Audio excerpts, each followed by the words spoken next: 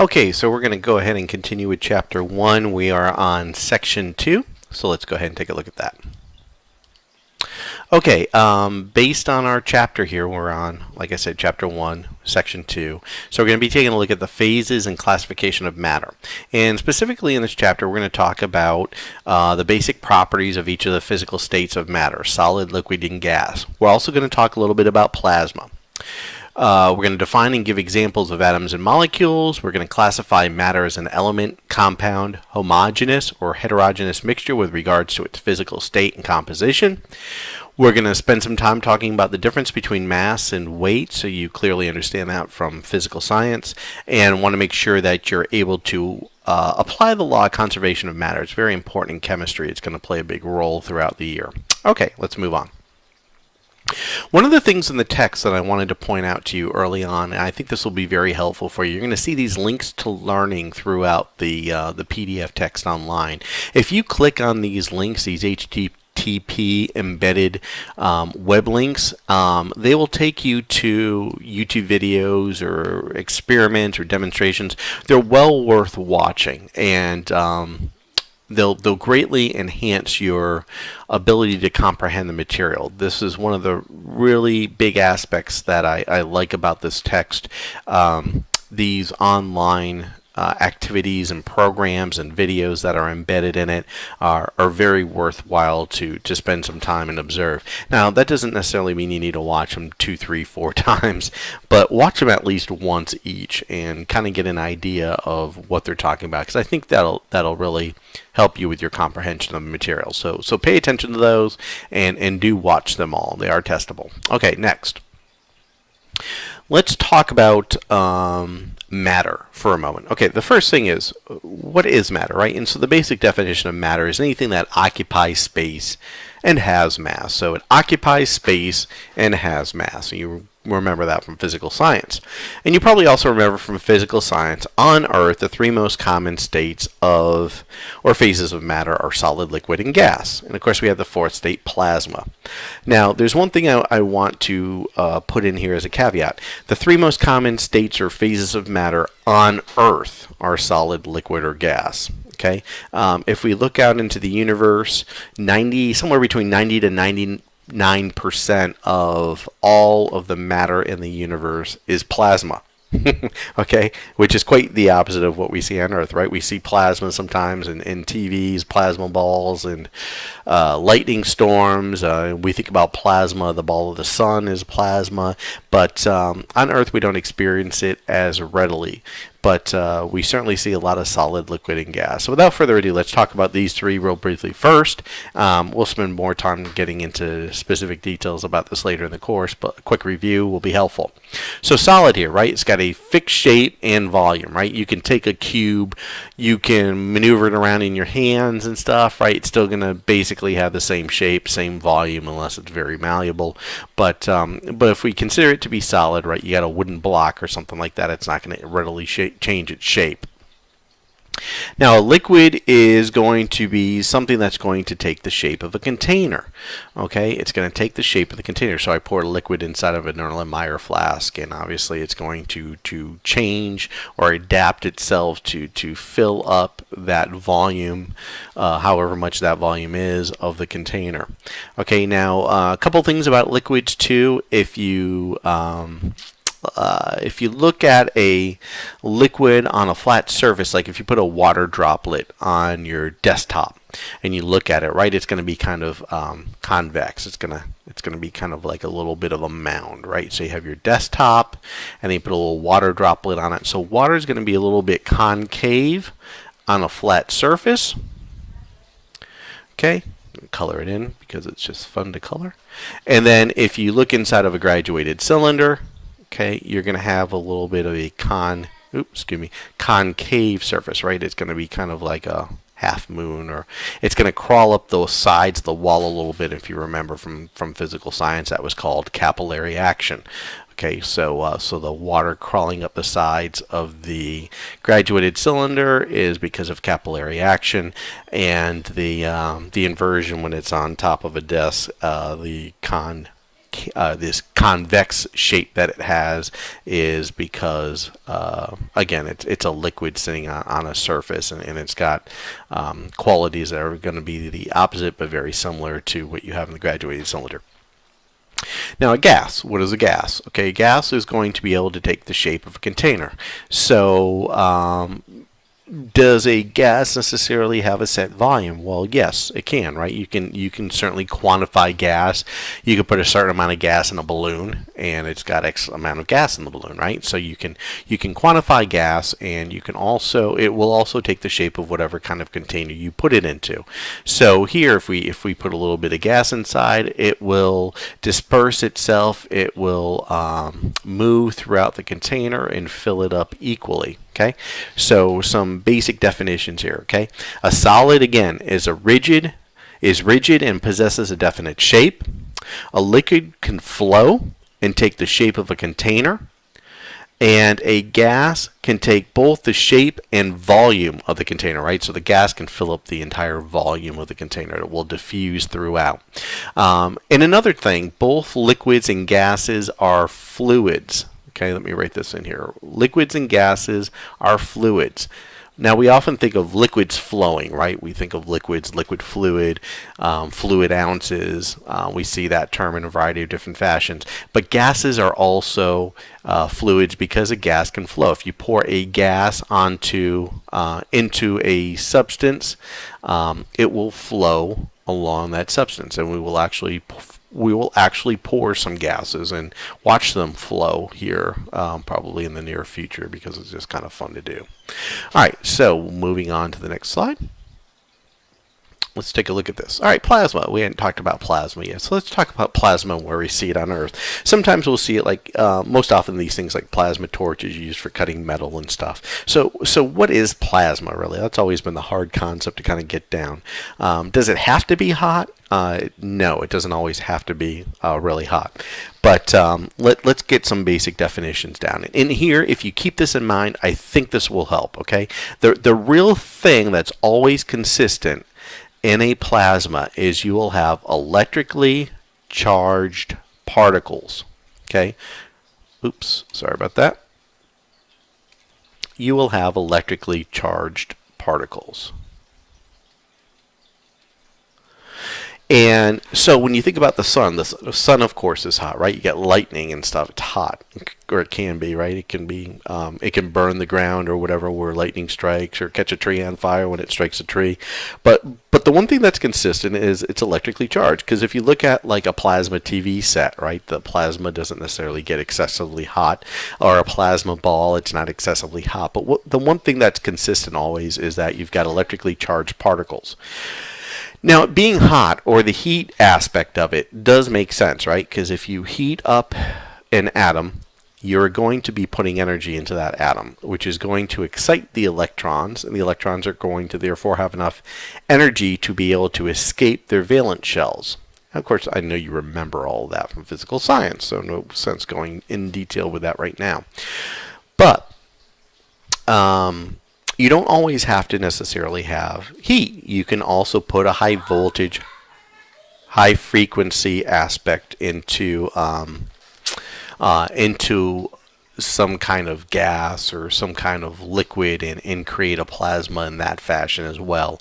So let's take a look at one of those aspects. If we take a look here at a plasma ball, what we have is a Tesla coil on the inside, and we've got a noble gas that's encapsulated inside this plastic globe. It can't escape it. It's sealed inside. And so the Tesla coil here, we plug it in, we run some power, and it generates a high voltage, right? High frequency. And as it does that through the gas, it creates these tendrils. And the colors that we get out of this are just related to the whatever type of noble gas you put inside, whether it's argon or xenon or you know, whatever kind of a krypton or whatever kind of gas we put inside. So these tendrils are going to escape, and they're going to strike on the plastic. Now, we know plastic is a good insulator, right? We put plastic around all kinds of things that are electrical devices so we don't get zapped. So the plastic on the outside here is a good insulator against these electrical impulses that are hitting. But we also know that our hands have an electrical impulse, right? Our bodies have electrical currents in them. So when we touch a plasma ball with our finger, we are really connecting our electrical current in our body and the electrical current, right? We see all these tendrils coming up. They want to escape through the easiest route, so they can match their electrical current up with our electrical current. It's going to make a nice connection, and that's why when you put your hand on it, you see everything moving towards where your electrical currents are in your hand, and it makes those tendrils all kind of leap into that direction, and therefore you get that nice little pretty effect that you can do and kind of make them move all over the place. But it's simply the ability for the tendrils to release their energy through something that's not insulated, through the electrical current of our finger. It's going to be just the fastest way and the easiest way, the least amount of resistance, and that's basically how a plasma ball works. Now there's a lot of cool things you can do with it. We're going to take a look at a couple of those things in class here the next day or two, because I have one of these things and they're kind of fun to play with. Alright, mass versus weight. Let's talk about this. And I'm going to change the color here because I'm kind of tired of red. But I think mass and weight are kind of interesting aspects, because we often confuse the terms. We could be talking about something's mass and calling it a weight, or we say you step on the scale, you say what's your weight, and so sometimes we use these terms interchangeably. And let's kind of get these straight so we can utilize them appropriately, because they do have an impact in what we'll be doing this year. So we'll talk about mass, and then we'll talk about weight. So if you remember from physical science doing this, you probably had some in-depth discussions about this. I hope you would, because they're interesting and they're related. So let's take a look at how we could capture mass. So if you take a simple formula like force is equal to mass times acceleration. All right, mass times acceleration. Okay, we could capture the mass if we knew the force and we knew the acceleration. We could figure out the mass simply by isolating it. And mathematically, how would you do that? Well, you would divide both sides by acceleration, right? And so you'd create a denominator of acceleration, and you would write it on both sides. And the nice thing about chemistry is we most often always follow the rules of math, so it's real easy. So the accelerations on that side cancel out, and so you get force over acceleration is equal to mass. Okay, so now we need to talk a little bit about acceleration, what that is, and we'll relate that to force and mass here in a second. You can kind of see how this all plays together, because it's going to tie in nicely with weight to understand that a little bit better. So let's talk about speed and acceleration, what the difference is between these. This should be a refresher for you. So speed and acceleration. Okay, so speed is some sort of distance per unit of time, right? So you would say something like meters per second or miles per hour, right? If you're driving a car, if you're driving and not going to school on your skateboard, you got miles per hour or meters per second, some distance per time, right? So we do that all the time. When we're accelerating, though, we're still covering a distance, but we're doing it in time squared. That's where the acceleration comes in, right? So it's going to be meters per second. Ooh, I hate that it does that, and I don't know why yet. Okay, meters per second squared, or you could say miles per hour squared. Okay, and so that's going to be an acceleration. Now, of course, mass. Let's say we'll use something easy here. We'll say mass. We'll go with kilograms, because that's the SI unit for mass, and we'll be using kilograms and grams a lot in this class. And so we've got kilogram, and so therefore, what would possibly be a mass, or excuse me, a force? So if we're looking at force, we could say, remember before, force is equal to mass times acceleration. So what's the label for force then, right? What is the label for force? Well, if it's mass, we said mass is kilograms, and acceleration is meters per second squared, then that's our label, right? A force is a kilogram keeps doing this. I have to change drivers or something. Kilograms per meters per second squared, and that's your force. Okay? So, mass times acceleration, there's your mass, there's your acceleration, and that is equal to force. Okay? And let's go over here to this side and look at weight. Now, if we look at the formula for weight, we'll see that weight is equal to mass times gravity. You say, well, I'm going to get my weight.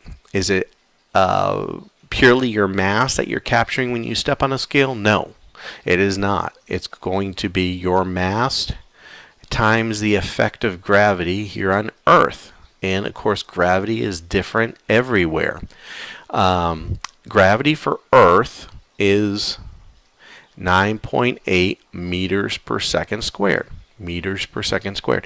So if we take a look at our weight, and let's say we weigh 100 kilograms, that's our mass, and gravity, we're here on Earth, we get 9.8 meters per second squared, we would say our weight is kilograms per meters per second squared, right? That's our label, kilograms per meters per second squared. And 100 times 9.8 is 980. So that looks interesting because that looks familiar, doesn't it? We just talked about it a moment ago. A kilogram meter per second squared is what? It's a force. A kilogram meters per second squared is a force. And that force is also known as a Newton. So a kilogram meter per second squared is a Newton, or simply N or Newton. So we could change this and we could say 980 newtons. So weight is a force. Okay, it's our mass accelerating towards Earth.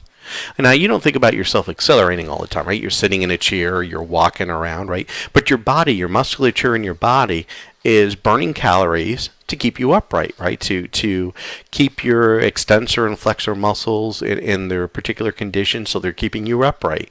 If they stopped burning calories and utilizing energy to fight gravity every day, you would collapse. You would be prone on the ground. And we can see this simply if you're standing on a porch and you step off the porch, you accelerate towards the earth. You accelerate towards the earth at 9.8 meters per second squared.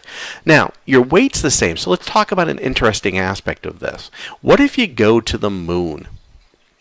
Okay, so let's say this person, you weigh your mass, see, and I almost did it myself. Your mass is 100 kilograms on Earth. So 100 kilograms times 9.8 meters per second squared, 980 newtons on Earth. Now, let's say you go to the moon. So what's the situation there? Okay. Now let's say gravity on the moon. I'm not sure off the top of my head exactly what it is, but it's something like 1.6 meters per second squared. So let's go with that. Or let's use that as a number, 1.6 meters per second squared. And so gravity on the moon is much less because the moon is much less massive. Okay, gravity has a direct relationship or is definitely related to the mass of the body that it's that you're relating it to. So the moon is much less massive than the Earth. It's about 1/6 the mass of the Earth, and you can see 1.6 is about 1/6 the mass of the Earth, and same thing for their gravitational forces. 1.6 times 6 would be 9.6 or something like that. Okay, so here we are. And we're going to take a look at what this person looks like on the moon. So their weight, again, is going to be equal. They're the same person. They're still 100 kilograms, right? Let's just say you're here on the Earth, and you're an astronaut, and you travel to the moon. So you weighed 100 kilograms on Earth, right, times the effective gravity, you're 980 newtons. So now you're in a spaceship, you travel, you land on the moon, you step off onto the moon. Your mass is still the same unless you lost any arms or legs along the way. Let's say you don't, and so your mass is still 100 kilograms, but gravity is now going to be 1.6 meters per second squared. And so when we calculate this out, again, kilograms meters per second squared, I'll just call that a Newton. And 100 times 1.6 is 160 newtons. So you can see here 160 versus 980, your force on the moon is considerably less. And that's because the accelerating force of gravity on the moon is considerably less. That's why you see these astronauts, they can run and jump, right? If they do a standing long jump on the Earth, they can go, a handful of feet, depending on how athletic they are. But they go and they do it on the moon, and it's like they can jump 30 or 40 or 50 feet or further, just from a standing still position, just by jumping into the air. And that's because the effect of gravity is so much less. So has the mass changed? No, but it's the effect of gravity that does. Okay, so you can see both when you were dealing with mass. Mass itself is just an amount, a quantity that's related to force, and we can see that weight is exactly a force. So we can see the relationship now between mass, okay, and its role as a force, and we can see that this here, our weight is a force, right? Our weight is a force because it's mass times gravity. Gravity, this G here is an accelerating force, just like this A is right here, okay? Okay, so let's go ahead and take a look at this slide here. We're going to take a look at the law of conservation of matter. And everybody knows what conservation means, right? You're conserving. You're not losing anything. So it's quite simply this. If you're making beer, you put sugar and hops and yeast and a bunch of different ingredients in there. Or if you're making root beer, you would put molasses and whatever goes into making root beer, flavoring and sugars and such. And so we're going to call all that whole portion the reactants, okay? And then on the back end, you bottle it and stuff, you wait some period of time, and you get a product. It's different from what you started with, right? In this case here, you got beer, you got some carbonation, alcohol inside, but you got root beer, you've got the root beer flavored soda, you've got the carbonation, and so the bottom line here is the reactants and the products are going to equal each other, right? So if you got X amount of sugar and hops and yeast and whatever, or molasses and root beer, and on the other side here, you're going to get a different product on the end. But if you mass these out, they're going to be identical. And the same thing if we look at a battery. If you look at all the different components of a battery, you've got these sheets of lead and lead oxide, and you got sulfuric acid. And then over a period of time, as the battery gets used up, it turns into lead sulfate and water. Okay, but the battery beforehand, the battery before all of these reactants here that are generating electrical power, and this battery on the at the end point, your product. Okay, the mass of these two are going to be equal. So the mass of the reactants is going to be equal to the mass of the product. And that's simply the whole gist of the law of conservation of matter.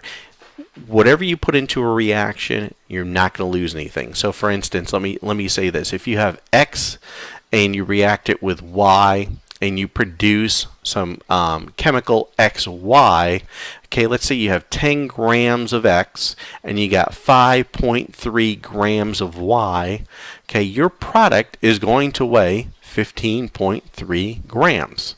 Okay, it'll be 15.3 grams. It'll be the combination. So adding this and this together doesn't make it more or less. It's going to make them equal to each other. So you can almost look at your product sign as an equal sign when you kind of think about the law of conservation of mass and you look at your numbers. Okay, so the real challenge when we do chemistry in the classroom or in the laboratory is to try to account for everything, to make sure things aren't lost, that we're able to maintain, these numbers as closely as possible, right? So if I start off with 15.3 grams of material and then I end up with my product 14.8 grams, I lost 0.5 grams someplace, and you got to find where that is. Now that might be given off as energy in a reaction, right? You could lose some through light and heat, or it just could be error, right? You didn't clean up, you didn't get it all out of your beaker, or you didn't collect it all in your filter paper. There could be a variety of different places that you lost a little bit here or there. So the real skill in chemistry comes into really being able to account for everything, all of your reactants and all your products should equal up. And we're going to do some experimentation with this very shortly to make sure we get this skill down, because it's really critically important. And a lot of your evaluation as far as your lab performance is going to be based on, what your yields are and how accurate you were able to apply whatever kind of reaction you were doing to the law of conservation of matter. So it is important and something to look forward to doing. Okay, so let's talk a little bit about an atom right now. So here we've got a picture of a gold nugget on the left side. Okay, item A, exhibit A here. And if we were to take this and we were to keep cutting it in half again and again and again and again, right, you still have gold. You could keep cutting it almost to an incredibly small scale, and you still have gold. You still have atoms of gold. All the way to the point where you could even get onto like a scanning tunnel microscope, which are actually very cool to work with. And you can see the individual electron clouds here of each individual gold atom, right? You can see them all here. And that's really, really neat. But what you're seeing here, the electron clouds, and so these are all individual atoms of gold, okay? They're still gold. An atom is still an atom. It's the smallest particle of an element that still has those properties of that element. Once you divide it any further and it's no longer gold, it doesn't have the characteristics and the makeup of gold, then you've gotten into the subatomic level. You've gotten down below the level that you can even call it a particular element. So now you're talking about specifically electrons and neutrons and protons, and of course you can divide those even further into quarks, and we're not going to get too much into that, but once you break it down to the point where it is no longer identifiable as that particular element, in other words, you're down to the level of protons and neutrons and electrons, and you start splitting it apart, then you've no longer got an atom. Okay, so I think you all kind of have a grasp of atoms, because I know you talked about them extensively in physical science. And again, this goes back, as you remember from the previous lecture, talking about Democritus and Aristotle back to the 5th century BC. I think there's some other people mentioning your text, Leucippus and probably Thales of Miletus and such. And they were all atomists and talking about the atom as an indestructible, indivisible, infinitely indivisible item. Of course, we know you can actually divide an atom up now, but of course they had no capability of knowing that. And it really wasn't until around the I think the 1760s, 1766, where you had John Dalton, who was a school teacher, scientist in Britain, and he was able to start quantifying and qualifying a lot of the characteristics of atoms, and he had some very specific characteristics that he classified as atoms. And he brought the old term, he pulled the atom, the atomos term, from Democritus and Thales and Leucippus and the atomists of ancient Greece, and brought it back to life and created Dalton's atomic theory. And most of his ideas and characteristics of that atomic theory are still intact today. With modification, there was only a couple, I think, that were wrong in their entirety. We'll look at that in class, but particularly he was able to really kind of bring it to the forefront, and then it was backed up by quantitative work by other scientists, and it's really stuck ever since. So by and large today, the Dalton's atomic theory, all the way, I think Dalton was alive, what are the dates here, let me look, 1766 to 1844, so we're looking a little less than 200 years ago when he was doing this work, and his atomic theory is still by and large what we find is true today. Okay, so on this slide here we've got a cotton, basically going from a larger size to a smaller size as we read left to right. This is what this diagram here is depicting, right? So we got a cotton ball, and then a single strand of cotton, and then cotton fibers, and so on and so forth as we break it down further and further to the size of the atom. But I don't think that really does as good of a job as the explanation that it gives in the book. And the explanation it gives in the book is this. If you take a strand of a spider web, So, and we know how small those are. Sometimes you can barely see them in the light. You got to kind of catch the light on them the right way. But if we were to take a cross section here of it, right, and we were to just cut out a little piece here, right, cut out a little piece. So here's that strand. And we were to go from one end to the other, it would take 7,000 carbon atoms, okay, to span that spider web. So 1, 2, 3, 4, 5, all the way across 7,000 just to go from one side to the other of that strand. So 7,000 carbon atoms. That kind of gives you an idea of the scale. And it also said that, if you were to take I'm going to try this here, a dime. Oops, sorry. Take a dime here and try to make it, this is supposed to be one of the founding fathers here, so we'll make it look kind of like a human being. All right, anyway, this is a dime. It's a terrible dime, but it's a dime nonetheless. And let's say we were to take that and we were to make Lee Hedges Stadium, the football field here. Let's say now that's going to be that cross section, so that would be like 7,000 carbon atoms across, right, from one end to the other. And we were to take a dime and put it down there. It would take 150 million dimes to cover that football field. Okay, that's kind of to give you an idea roughly of the scale. So the cross section of one strand of the fiber, it would be slightly larger than the football field and would cover 150 million carbon atom dimes to cover it. So just to kind of give you an idea of how small these are, it's kind of hard to visualize. But again, in chemistry, you have to do a lot of visualization. So let's move on.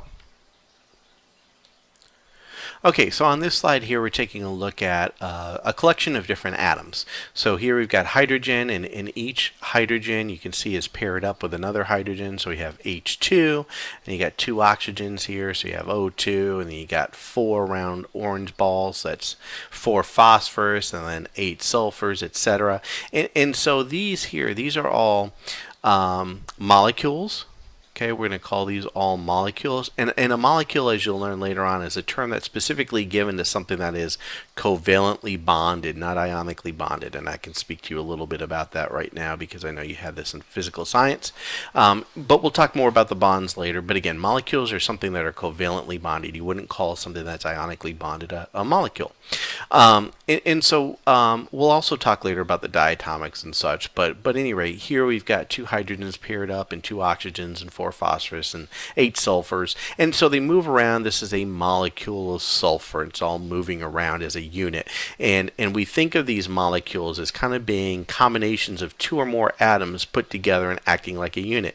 So if you picture like a 6-pack of Coke, right, you've got a 6-pack of Coke. They're all connected. If you pick up that 6-pack, you would move it, you would carry them and you would move them, and they would kind of be like a unit of sodas. You would have 6 of them, right? And they would all move together. And the same thing here. Even molecules we can have, of course, in combinations. These are all covalently bonded molecules. They all have covalent bonds. We've got water, a combination of 2 hydrogens and 1 oxygen, and that moves together as a unit. And then we've got 1 carbon and 2 oxygens here, representing carbon dioxide, and then a glucose, C6H12O6, a glucose molecule, where you can see you've got a chain of 6 carbons here in the center bonded with 6 red oxygens on the outside, and then on each carbon you're going to have ultimately linked off of it to 2 hydrogens. So we'll talk about the nomenclature and the naming of these a little bit later. You're probably somewhat familiar with that, but again, these are all molecules, and molecules are 2 or more atoms bonded together by chemical bonds, essentially, is what we're talking about here. Okay, so on this slide here, we're going to talk about pure substances and elements and compounds. So a pure substance is something that's got a constant composition. In fact, the definition, for instance, if we take a look at an element, is a pure substance that cannot be broken down into simpler substances by chemical change. So if you have a pure substance and you try to react it, and maybe you do react it, and you still have the same thing, then it's most likely an element, unless you've made some kind of error otherwise. So, iron, silver, gold, those are all pure substances. But let's say you have some kind of substance that you can break down.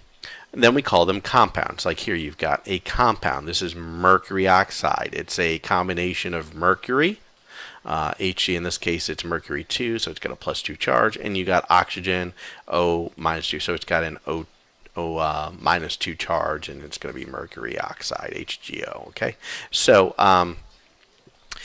if you're forming it, it would look something like this. If you're going to break it down, you would have mercury 2 oxide, and it would break down, it decompose into 2 elements. Okay, and so this is what a compound is, right? A compound is made of more than one element. And an element is something that is a pure substance that you just can't break down. If you keep trying and trying to chemically react it, you still end up with the same thing.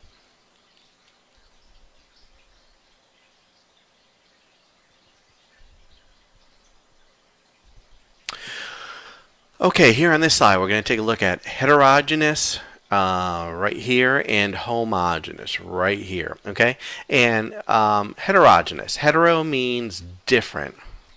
Okay, hetero means different. Okay, and then the prefix homo means alike. Okay, alike. And so if you get something like oil and vinegar and you mix them up, and we're going to do this actually soon when we build some density columns, but if you take oil and vinegar, and if you've ever done this at home with salad dressings or whatever, you're going to see that's a heterogeneous mixture, right? If you let a lot of oil and vinegar or salad dressing sit for a long period of time, sit in a bottle in your refrigerator, you'll actually go in there and you'll see they'll kind of both be in here, but you might have your balsamic vinegar on the bottom and then your oil floating at the top or whatever. I forget the density difference between the two off the top of my head, but they're going to separate. They're clearly going to separate because one's going to be more dense than the other, and they are different substances. And it's going to form a heterogeneous mixture. They're actually going to separate out, and you have to shake them. So it always says on the bottle, shake well before you use it. Otherwise, you just get one or the other when you pour it out.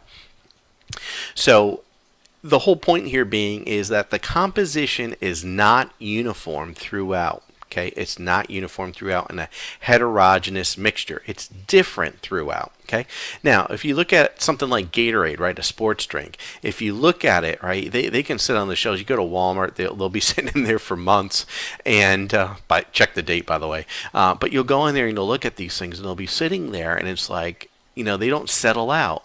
If you look at iced tea, because you mix sugar into iced tea, if you put a lot of sugar in there, right, you're going to see sugar at the bottom. It's going to settle out. But here you can go and see these sports drinks, man, and they're just like perfectly mixed. That would be something like homo. They're alike throughout. It's a homogeneous mixture because the composition, again, is uniform throughout. It's not going to differentiate or break apart like you do with a heterogeneous mixture. And I think you've probably got this concept down already. So let's move on. And so as we look at this slide up here, you can see this flow chart that's really good and useful to break down matter. So if you have a substance, you're like, all right, what the heck am I looking at here, right? So I've got some sort of matter. And so you ask this question, does it have constant properties and composition? And if the answer to the question is no, you would come over here and you'd say, okay, I've got some type of mixture, right? It doesn't have constant properties and composition. So it's a mixture of something. Now, the question is it uniform throughout? If it's no, then it's heterogeneous. And if the answer is yes, then it's homogeneous, right? So nice flow chart there. But now, again, if you look at the matter and it's got constant, if it does have constant properties and composition, the answer to that question is yes, then you have some sort of a pure substance. Now, can you break it down through a chemical reaction? Can I do something to it where I can break it down further? And if the answer to that is no, you've got an element. And if the answer to that is yes, you've got a compound. So this is a nice handy little flow chart you may want to write down into your notebook that you'll be able to take a look at and track down. So if you're given a variety of different compositions or different types of matter and I ask you to identify them, you'll be able to easily do that.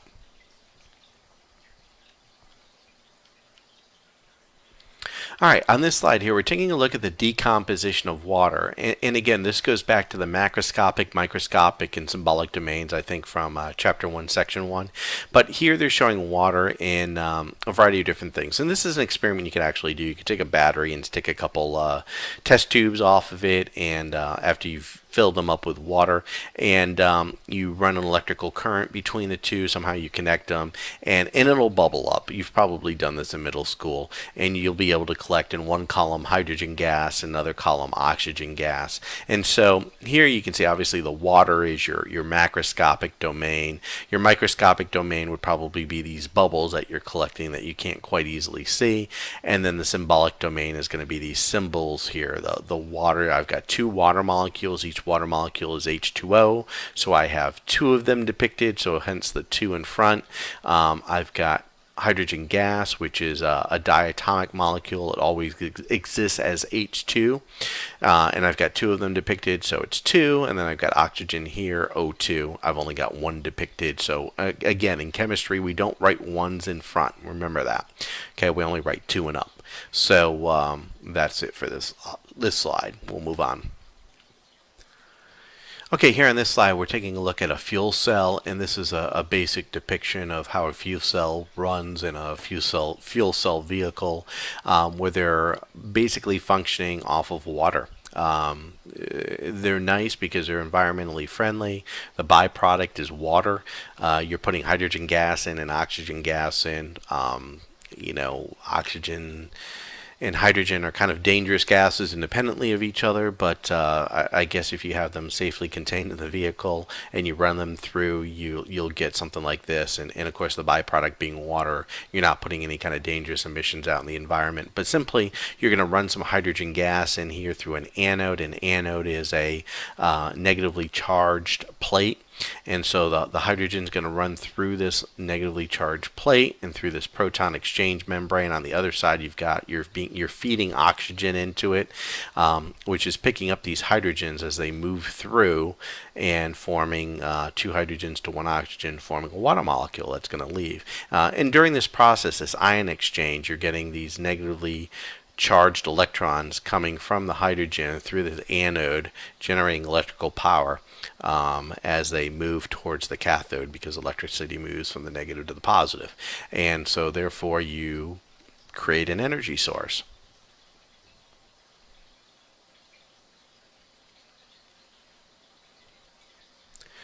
Okay, here on this last slide, we're going to take a look at a cell phone and all the different types of chemicals that go into making a cell phone, right?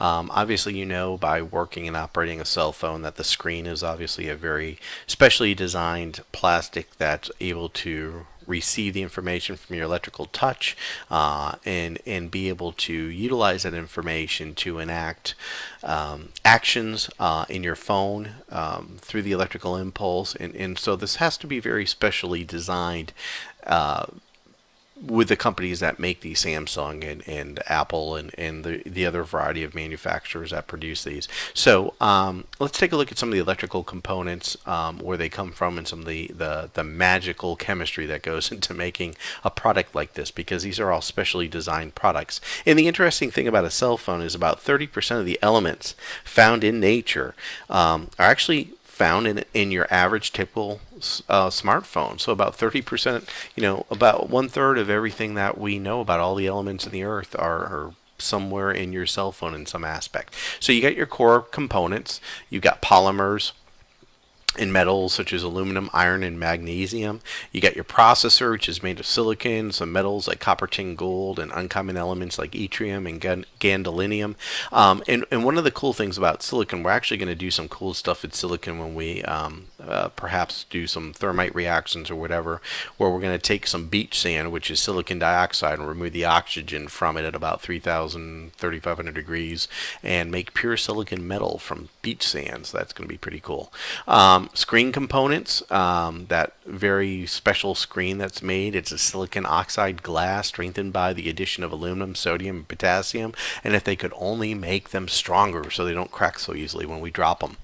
And then you've got battery components, right? You got a lithium battery inside of them with other metals such as cobalt, iron, and copper. And if we could only make those batteries last longer, we'd all be happier too. So all specially designed things. And if you looked at the evolution of cell phones over the years, you've seen them get smaller and lighter, with higher processor speeds and more effective communications, better quality screens, graphics, and not get as hot as they used to be too. So certainly all in the design, and certainly very specifically designed and specially designed chemical agents used to build these things. So at any rate, this is going to be the end of section 2. Sorry it was so long. We'll try to make these shorter in the future, but wanted to make sure you had a good review of physical science as we were going through some of these materials.